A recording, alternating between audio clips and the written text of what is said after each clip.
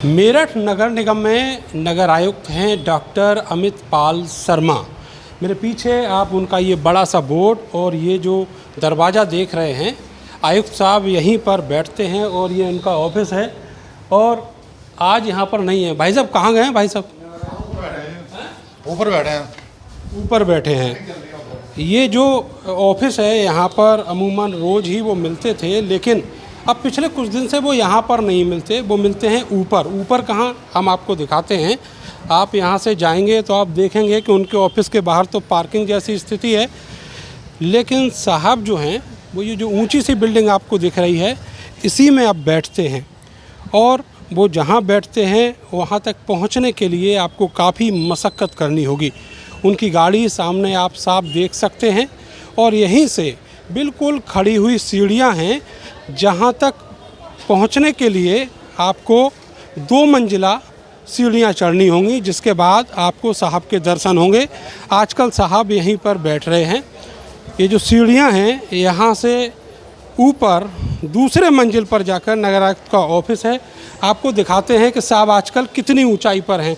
आप गिनना शुरू करिए। 1 2 3 4 5 6 7 8 9 10 11 12 13 14 15 16 17 18 19 20 21 22 23 24 25 एक मंजिल की सीढ़ियाँ हैं, जिनकी संख्या जो है 25 है।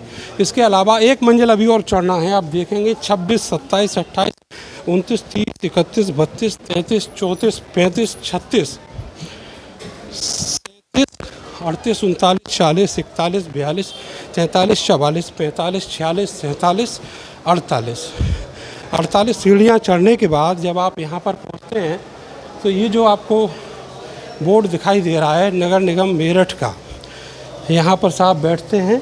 अभी फ़िलहाल वो यहाँ नहीं बैठे हैं, किसी दूसरे पार्ट में हैं। लेकिन सबसे बड़ा सवाल यह है कि 2 मंजिल सीढ़ियाँ चढ़कर ही व्यक्ति यहाँ तक पहुँच सकता है, और ये सामान्य स्वस्थ आदमी की कुव्वत नहीं, वो बिना सांस फूले मेरा जैसा व्यक्ति भी यहाँ तक नहीं पहुँच सकता।